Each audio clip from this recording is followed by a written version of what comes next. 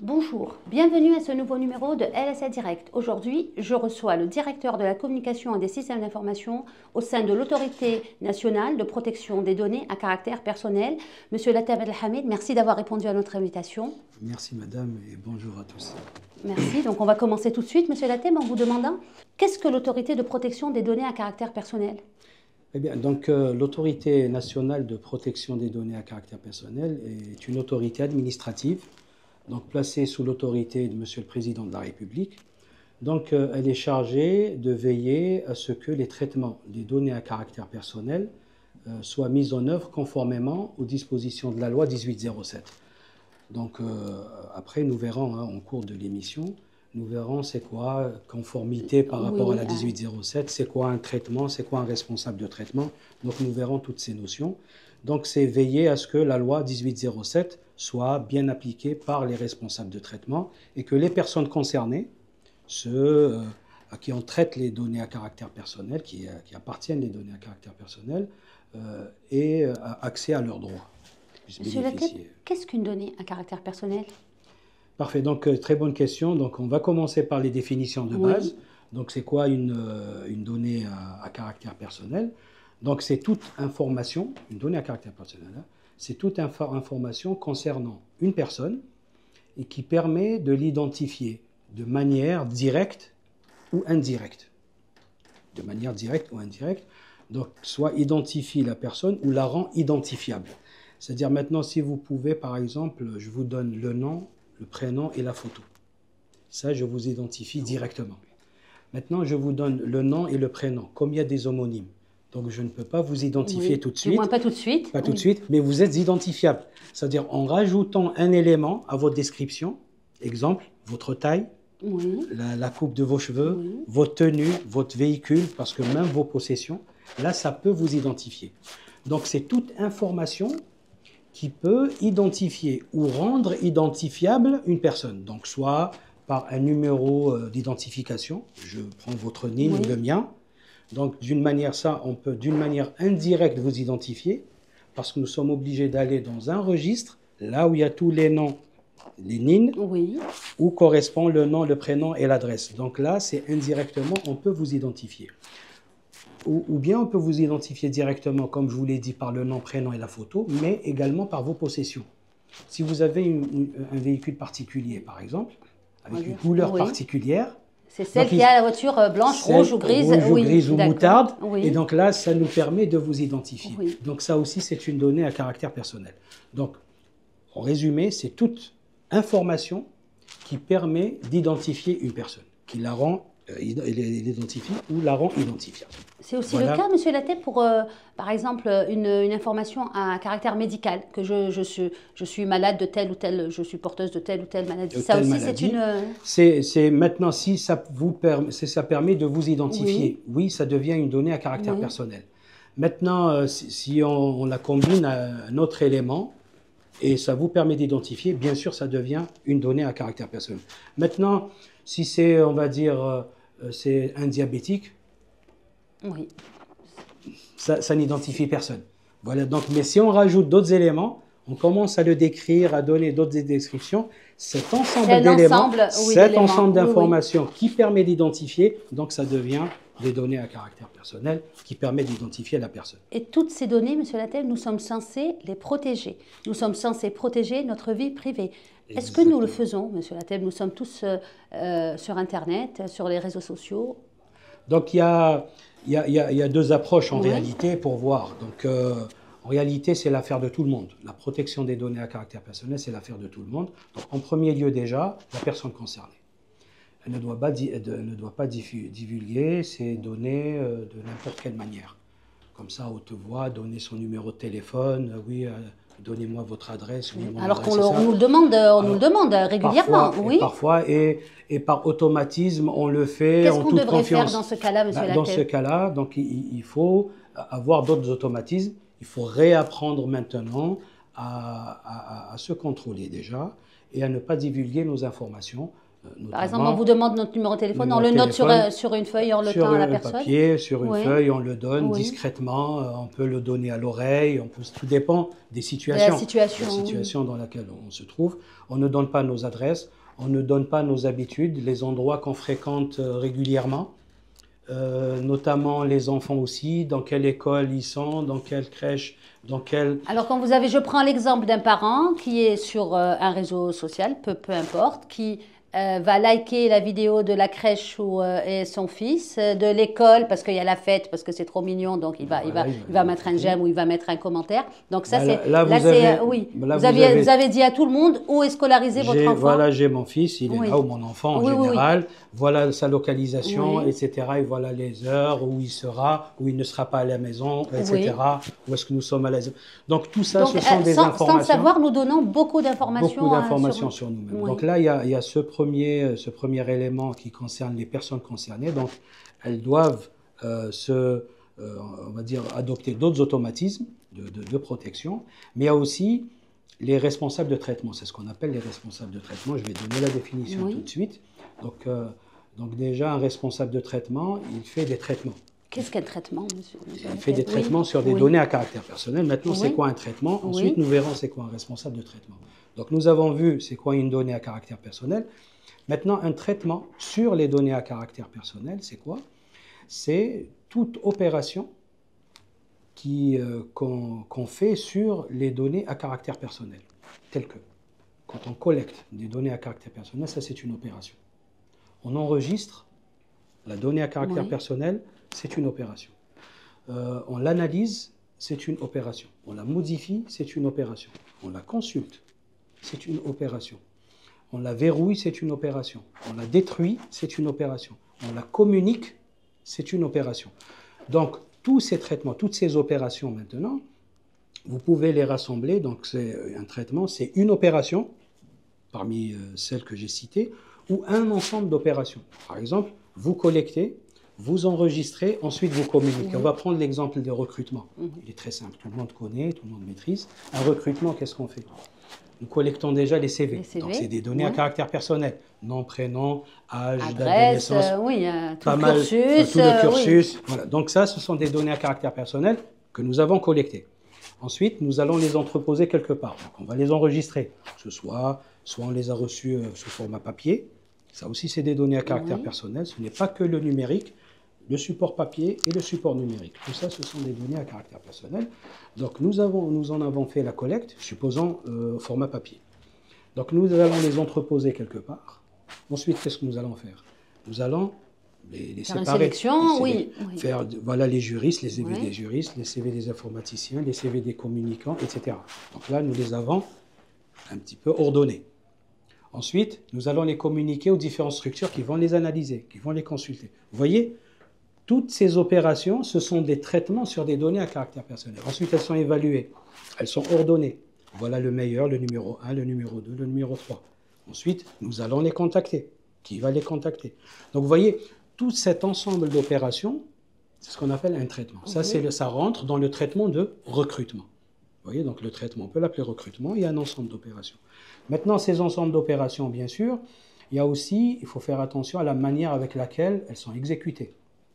Vous recevez votre CV, ici, on le dépose sur la table, vous êtes la réceptionniste du CV. Maintenant, si vous ne prenez pas les dispositions nécessaires, n'importe qui peut passer, il suffit que vous tourniez un petit peu, il peut prendre la photo du CV, et là, il aura le nom, le prénom, l'adresse, etc. de la personne qui voulait chercher. Donc, vous voyez, donc, il y a l'action de collecter, mais il y a aussi la manière avec laquelle on exécute l'action. C'est-à-dire qu'il faut prendre des précautions pour que l'action soit exécutée de la bonne manière. Donc, vous voyez, donc, le traitement, c'est l'ensemble des actions, mais derrière, il y a la procédure aussi d'exécution des actions pour que tout soit fait de manière correcte. Est-ce que vous pensez que justement qu'actuellement, ça se fait de manière correcte? Par exemple, je prends le cas d'une direction des ressources humaines d'une société X. Elle a recruté, elle a fini par choisir une ou deux personnes, et puis il lui reste 200 CV à côté. Elle est censée en faire quoi? Très bien. Donc, moi, il n'y a pas un jugement comme ça général. Ce n'est pas tout le monde qui fait bien son travail et ce n'est pas tout le monde qui ne le fait pas bien. Donc il y en a, ça c'est ce qu'on appelle des bonnes pratiques. Donc on sait très bien que, par exemple, un médecin,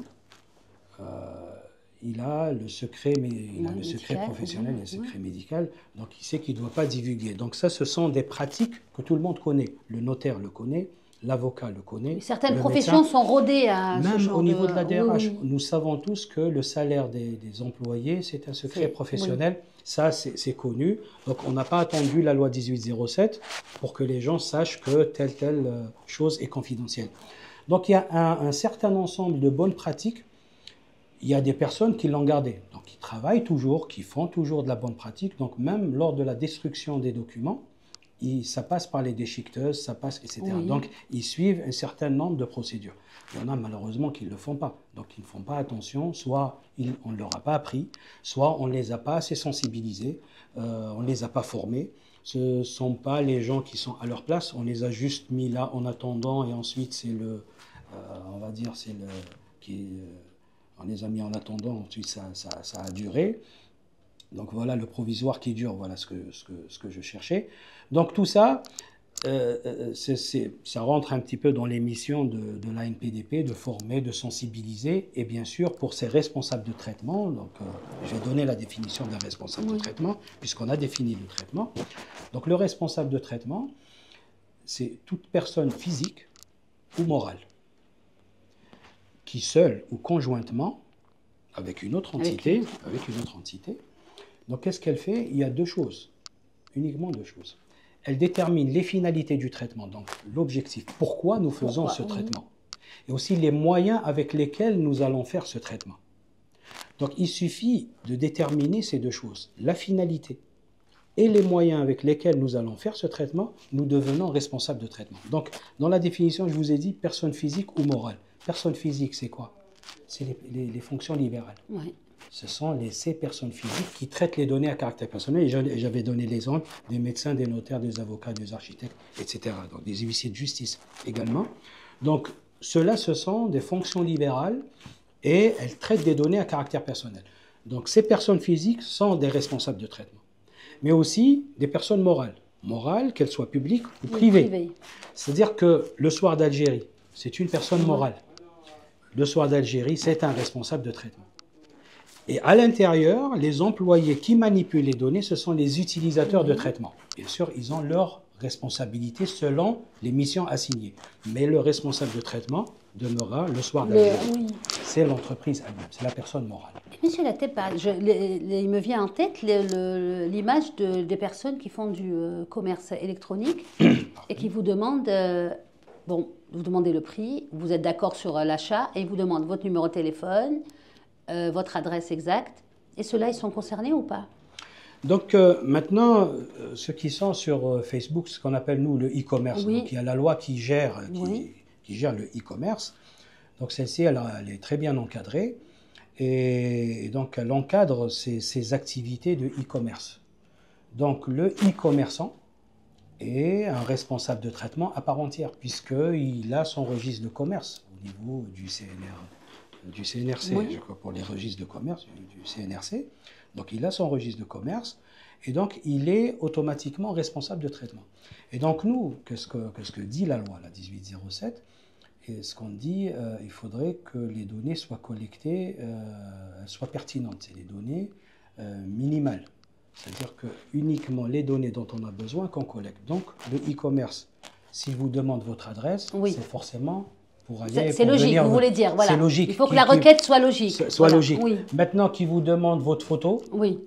Là, ça par devient... exemple, voilà, vous avez acheté un bracelet, supposons, sur Internet, et là, il vous dit, bon, donnez-moi votre nom, votre prénom, votre localisation, tout ça, c'est logique. Mais maintenant, il vous demande la photo, il vous demande le numéro de téléphone, peut-être qu'il en a besoin, peut-être qu'il n'en aura pas besoin, puisque vous faites des échanges par email, donc il n'a même pas besoin du numéro de téléphone, et encore moins de votre photo, puisque vous avez acheté un bracelet, votre identification suffit. Donc c'est pour ça ce qu'on appelle, il faudrait demander le minimum de données. Donc c'est bon pour tout le monde, minimum de données quand on demande. La personne concernée, donc elle a moins de données à fournir. Si je n'ai pas besoin de fournir une photo, je n'ai pas besoin de la prendre, d'aller voir avec un fond blond et me casser la tête pour aller l'acheter, aller la prendre. et aussi le responsable de traitement, en collectant plus de données qu'il n'en faut. Donc il faudrait qu'il les sécurise, il faudrait qu'il les sauvegarde, il faudrait... Donc il y a un certain nombre de responsabilités sur ces données qu'il a collectées, mais qu'au final, il n'en a pas besoin.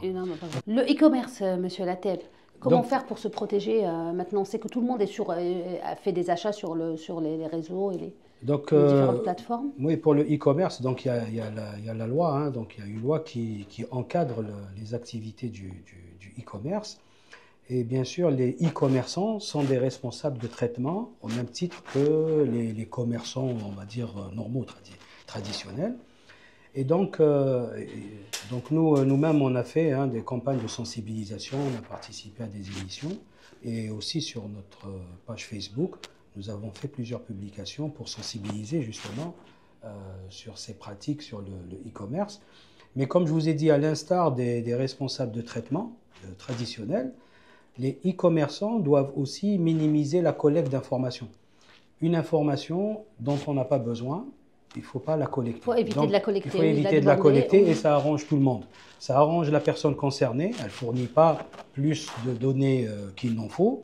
S'il n'y a pas besoin d'une photo, ce n'est pas la peine d'en prendre une et de la communiquer. Et même pour le responsable de traitement, il n'aura pas besoin à conserver, à sécuriser des données dont finalement il n'utilisera pas, qu'il ne va jamais utiliser. Donc ça va l'encombrer beaucoup plus, il aura beaucoup plus de responsabilités pour rien, on va dire. Donc c'est pour ça qu'il faut toujours la minimalisation de la collecte des données. Il faudrait uniquement collecter les données pertinentes, celles dont on a besoin. Question, voilà donc pour le e-commerce. Monsieur Lateb, le législateur a balisé le terrain avec la loi 1807. Cette loi, elle donne à l'usager que nous sommes une série de droits. Quels sont mes droits, moi, en tant qu'usager? Parfait. Donc, il y a les droits des personnes concernées, mais il y a aussi les obligations des responsables de traitement. Donc, les droits se traduisent par les droits des uns se traduisent par les obligations des autres. Donc, je vais vous citer qu'est-ce qu'elle a consacré, la loi 1807, concernant déjà les responsables de traitement.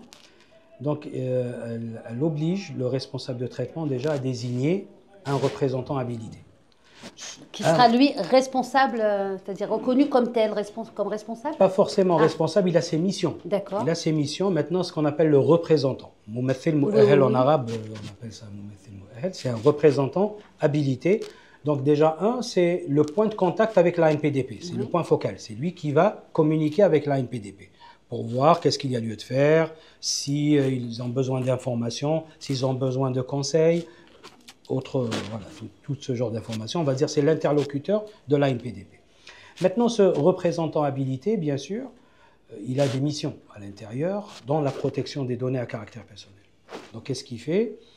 Il doit avoir des compétences. Déjà, il doit maîtriser déjà les dispositions de la 1807. Pouvoir les lire, pas forcément un juridique. Un juridique serait le bienvenu. Un auditeur serait le bienvenu.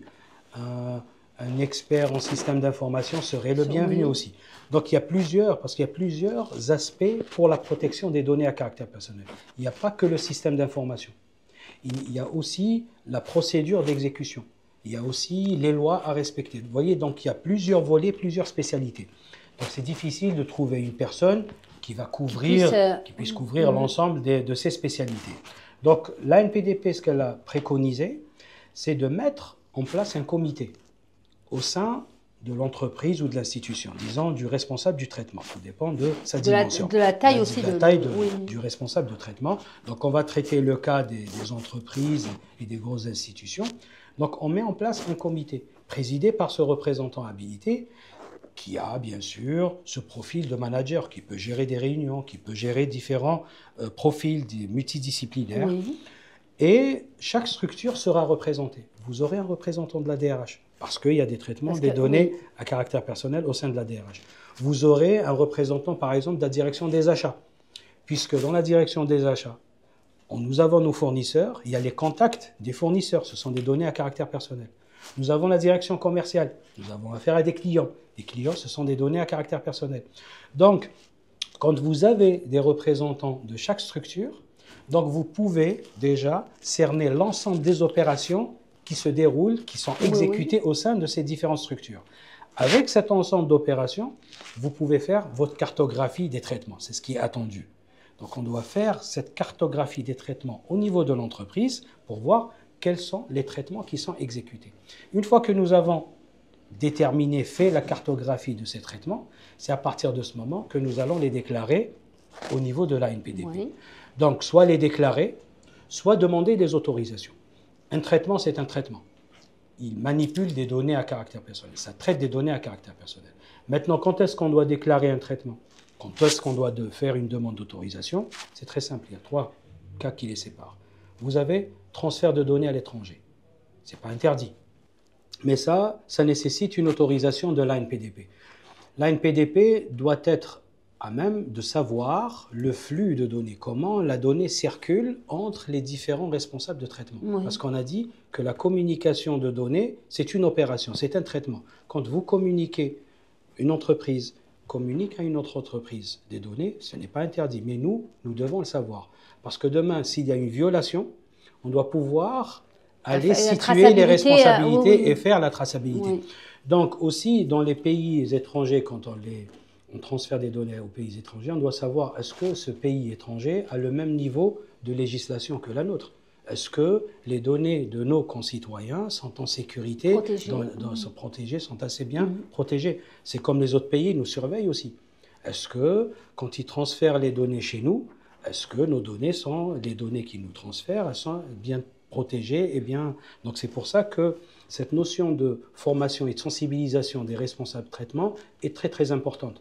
C'est pour pouvoir instaurer ces nouveaux mécanismes, ces nouveaux automatismes pour que les gens, les responsables de traitement et les utilisateurs de traitement prennent conscience que nous manipulons des données à caractère personnel, que ce soit pour nos concitoyens, que ce soit pour des étrangers qui viennent chez nous. De toute façon, ce sera le même niveau d'importance, de toute façon, pour les deux.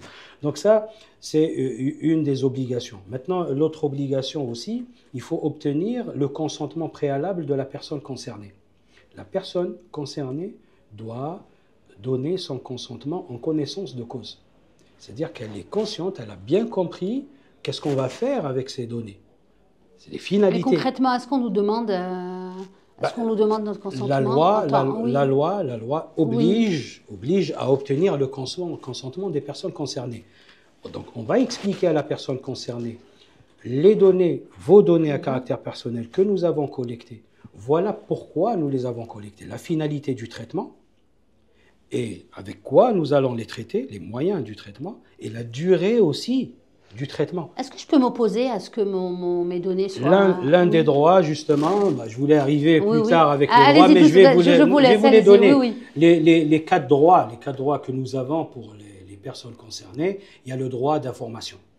Donc, on informe la personne concernée, qu'est-ce qu'on va faire avec ces données, qui va traiter ces données, à qui nous allons les communiquer. Il doit bien savoir ces données, où est-ce qu'elles vont atterrir à un certain moment. Ça, c'est le droit d'information. Il a le droit d'accès. Il a le droit d'accéder à ces informations. Pour voir ces informations, comment qu'elles sont. Est-ce qu'elles sont bien écrites?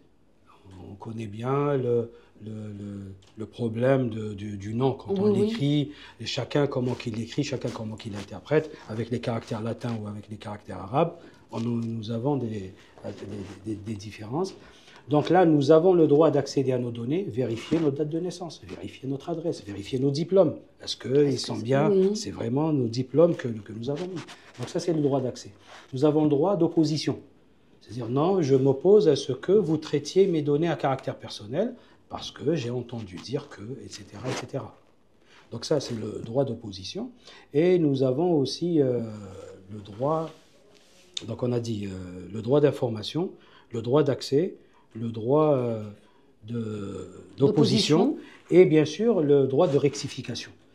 Si vous constatez qu'il y a une erreur sur vos données à caractère personnel, donc là, vous avez le droit de demander à ce qu'on les rectifie. On rectifie. Donc ça, ce sont les 4 droits. Et donc ça se traduit par des obligations pour les responsables de traitement. Donc le responsable de traitement, puisque vous avez ces droits, il doit maintenant mettre en œuvre les moyens pour que la personne concernée puisse exercer ses droits. Oui. Donc, en mettant à la disposition des personnes concernées un numéro de téléphone, une adresse email, un service pour lesquels ils vont contacter pour dire oui, vous êtes trompé sur mon nom, veuillez le rectifier. Oui. Voilà, donc ça, ce sont des obligations pour que nos concitoyens, les personnes concernées, puissent exercer leurs droits. Donc il n'y a pas que ça, il y a d'autres obligations pour... Mais ça, ce qu'on appelle les cas de droit des personnes concernées. Voilà, maintenant pour continuer sur les obligations du responsable de traitement, donc on avait dit il doit obtenir le consentement, donc il doit déclarer l'ensemble, on a parlé de la cartographie des traitements, donc une fois qu'il les a cartographiés, et ça doit se faire en urgence, et donc là, il doit les déclarer ou néanmoins demander les autorisations. Donc on a parlé des autorisations du transfert de données à l'étranger. Manipulation des données sensibles, c'est quoi les données sensibles? Ce sont des données à caractère personnel, donc qui concernent les données de la santé, les données de santé, les données génétiques notamment aussi. Vous avez les orientations philosophiques, les orientations syndicales. Donc tout ça font partie des données sensibles.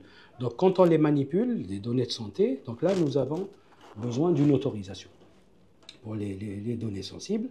Donc ça, concernant cette cas-là, c'est pour les demandes d'autorisation et aussi l'interconnexion entre les bases de données. Donc, là, pour l'interconnexion aussi, ce sont des demandes d'autorisation. Voilà, donc ce qui distingue un traitement qui nécessite une simple déclaration et un traitement qui nécessite une autorisation. Mais un traitement, c'est un traitement. Il a un an, il a un an, il a des catégories de données à caractère personnel qu'il manipule.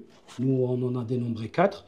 Il y a des données personnelles, nom, prénom, adresse, numéro de téléphone, date de naissance. Nous avons des données professionnelles, votre grade, date de recrutement, etc. Vous avez les catégories, une autre catégorie, c'est les données financières. Numéro de code bancaire, est-ce que vous avez contracté un prêt, est-ce que voilà, il y a toutes ces données financières. Et bien sûr, la quatrième catégorie, c'est les données sensibles dont on a parlé. Donc voilà concernant la différence entre une déclaration d'un traitement et demande d'autorisation d'un traitement. Mais un traitement reste un traitement. Voilà. Monsieur Lateb, si en dépit de mon opposition, mes données sont quand même utilisées, est-ce que j'ai des recours? Très bien. Donc, mais maintenant, pour l'opposition, en réalité, il y a des exceptions. Oui. On ne peut pas s'opposer comme ça à l'utilisation de nos données à caractère personnel. Nous avons signé un contrat entre nous. Donc ici, il y a un contrat, donc il y a le code du commerce qui va le régir. Donc il a ses propres règlements. Donc on ne peut pas se cacher derrière la 1807 pour dire aux commerçants ou avec celui qu'on a contracté, c'est bon, je ne veux plus que vous traitiez mes données à caractère personnel et donc de fait, le contrat est rompu. Non, parce qu'il y a des engagements, il y a on va dire ce qu'on appelle les engagements précontractuels où celui qui va rendre service a déjà investi pour pouvoir effectuer les travaux que vous avez ou le service que vous avez demandé. Donc là, il y a ce qu'on appelle la loi du commerce et on ne peut pas venir se cacher derrière la 18. Donc c'est pour ça, c'est juste... Et puis vous avez des responsables de traitement qui ont des obligations légales. Vous ne pouvez pas dire, vous vous opposez à ce qu'on fasse une enquête sur vous. Vous ne manipulez pas, donc ça c'est une obligation légale. Vous ne pouvez pas dire, rentrer à la cour de justice et dire non, ne traitez plus mes données à caractère. Vous voyez, donc il y a des obligations légales, certains responsables de traitement, où on ne peut pas s'opposer. Et donc, Monsieur Lateb, les différents organismes concernés par le traitement des données ont été appelés par l'autorité à se conformer aux dispositions de la loi 1807. Vous avez eu des échos, beaucoup d'échos depuis? Donc, en réalité, l'appel qu'a fait la MPDP, bon, ce n'est pas un appel, c'est un rappel. Oui. Car la loi est entrée en vigueur le 10 août 2023, donc ça fera 2 ans. Bientôt 2 ans. Ça fera bientôt 2 ans. Donc à partir du 10 août 2023, la loi est entrée en vigueur. Il y avait beaucoup de responsables de traitement qui attendaient justement pour pouvoir venir faire leur déclaration et au moins créer les comptes chez nous. Parce que nous, au niveau de la MPDP, donc, nous avons mis en place un portail numérique, donc 100% numérisé. Donc les représentants habilités peuvent accéder au portail et créer un compte. Et avec ce compte, ils pourront faire la déclaration de leur traitement ou les demandes d'autorisation dont on a parlé. Oui. Donc pour cela, il faut déjà créer un compte. Donc il y a un portail spécifique qui a été fait pour ça.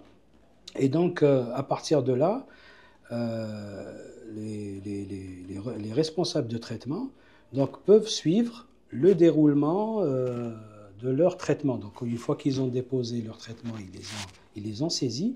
Donc là, ensuite, il y a le retour d'une manière aussi numérisée.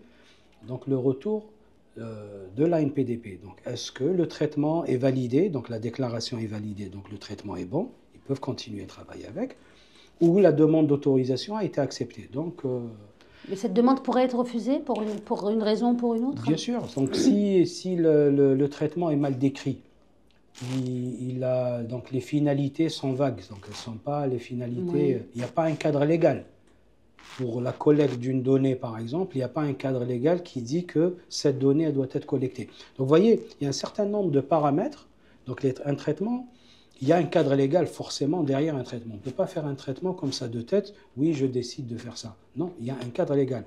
Vous gérez votre personnel au niveau de la DRH. Il y a la 90-11. Il y a la loi 90-11. Il y a un cadre légal derrière. On ne gère pas le personnel parce qu'on a envie de gérer le personnel. Non, il y a un cadre légal derrière. Donc, chaque traitement, il y a un cadre légal, il y a des paramètres à respecter. Et l'ensemble de ces paramètres, c'est statué au sein de l'ANPDP via les membres, dont le président. Donc, il y a des plénières. Donc, nous, au niveau de l'ANPDP, on en tient une chaque mercredi. Donc, il y a des traitements donc, qui sont déposés numériquement, hein, bien sûr, via la plateforme.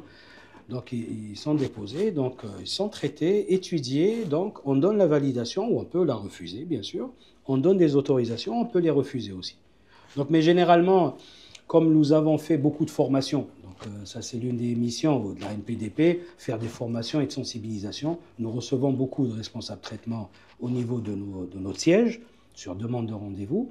Et aussi, nous nous déplaçons vers les responsables de traitement, que ce soit des ministères qui nous demandent, des entreprises, des groupements aussi d'entreprises privées qui nous demandent. Donc nous nous déplaçons chez eux et nous formons, nous sensibilisons, nous expliquant l'ensemble des procédures, l'obligation, les droits, l'obligation des responsables de traitement et les droits, tout ce dont on a parlé tout à l'heure. Donc ça, toutes ces campagnes de formation et de sensibilisation, nous les faisons. Nous passons dans des émissions de télévision, de radio, comme aujourd'hui avec vous, donc il y a ça aussi. Mais bon, il n'y a pas que la formation, bien sûr, il n'y a pas que la sensibilisation. La NPDP a aussi d'autres missions, donc missions d'audit et de contrôle. Il ne faut pas oublier que la loi est entrée en vigueur le 10 août 2023, donc nul n'est censé ignorer la loi. N'est censé ignorer la loi. Et donc là, les responsables de traitement sont tenus de respecter la 1807. Maintenant, s'il y a des violations, une violation sur les données à caractère personnel, dépôt de plainte d'une personne concernée, parce que ces données à caractère personnel ont été maltraitées, on va dire entre guillemets. Donc là, bien sûr, ils peuvent déposer au niveau de l'ANPDP. Ils peuvent déposer une plainte au niveau de l'ANPDP. Une personne, un usager, un particulier, grand public, un grand public, vous, oui, voilà. Moi, et voilà, c'est les personnes. Ils se sentent lésés parce que leurs données à caractère personnel ont été utilisées à d'autres finalités ou bien ils n'ont pas donné leur consentement et quand même ils les ont utilisées. Donc là, ils peuvent se rapprocher de la NPDP et déposer plainte. Et qu'est-ce que l'autorité peut faire? L'autorité, justement, c'est là où elle va enquêter. Donc elle va faire une investigation. Donc ça, c'est dans la loi 1807. Elle donne l'autorité à l'autorité de pouvoir faire justement des investigations sur le lieu où a eu lieu le traitement.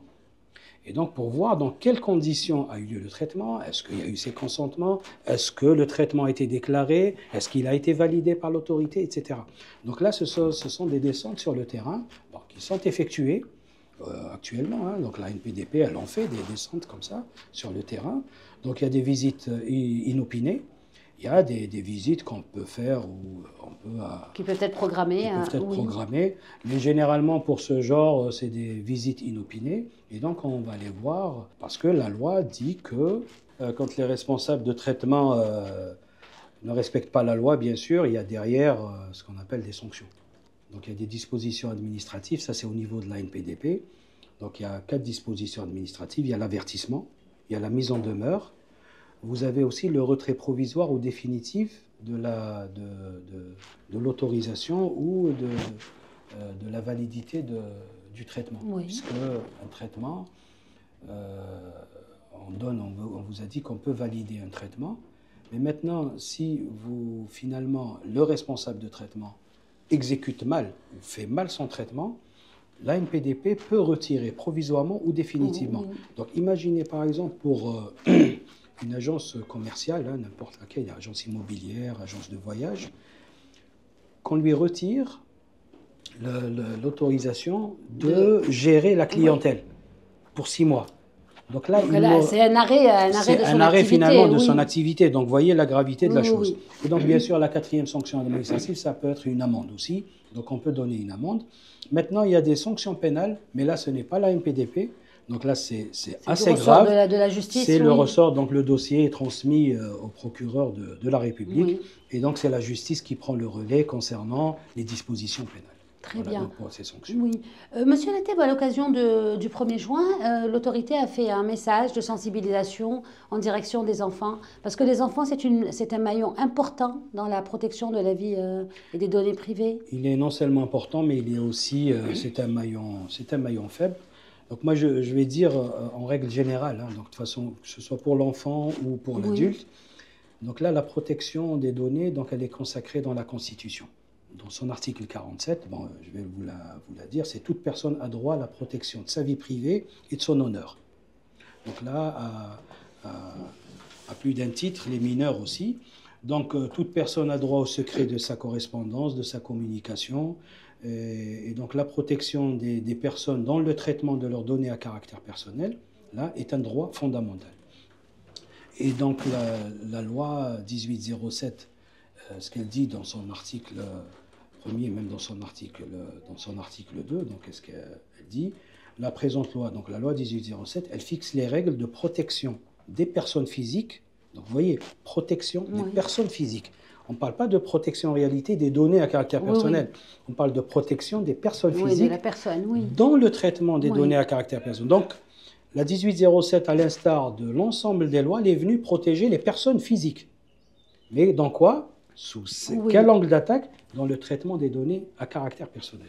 Et donc, ce traitement dans l'article 2, où ça dit que ça doit se faire dans le respect de la dignité humaine, de la vie privée, des libertés publiques, et ne doit pas porter atteinte aux droits des personnes, à leur honneur et à leur réputation.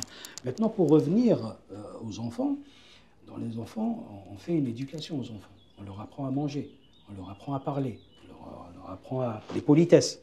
Eh bien, on va leur apprendre aussi à manipuler, puisqu'ils sont tout le temps connectés, il faudrait les accompagner et leur apprendre, disons, les bonnes pratiques pour manipuler les PC et les portables. Donc on peut en citer quelques-unes. Donc là, il faudrait leur apprendre à limiter la divulgation d'informations personnelles. C'est-à-dire, ne donnez pas les informations où vous habitez, où est-ce que vous allez à l'école, à quelle heure, où vous allez jouer, etc. Ne donnez pas, limitez la divulgation personnelle. Ça rentre dans l'éducation. Et donc là aussi, on peut voir aussi leur apprendre à changer les mots de passe. S'ils utilisent des comptes Facebook, des comptes... Vous voyez donc ce genre de bonnes pratiques qu'on peut inculquer, qu'on peut apprendre aux enfants, aux adultes aussi, mais on va dire un peu plus aux enfants parce qu'ils sont plus exposés. Quand un adulte s'approche d'un enfant, ils sont plus vulnérables. Ils sont plus vulnérables, c'est pas comme un adulte, il s'approche d'un autre adulte. Donc voilà, donc c'est pour ça qu'il faudrait faire une attention un peu plus particulière pour les enfants. Donc, pour finir, donc, la protection des données et de notre vie privée, c'est l'affaire de tous. Monsieur Lateb, je vous remercie beaucoup pour ces précieuses informations que vous avez partagées avec nous. Quant à nous, on se retrouvera la semaine prochaine pour un nouveau numéro et une nouvelle thématique. Merci de nous avoir suivis.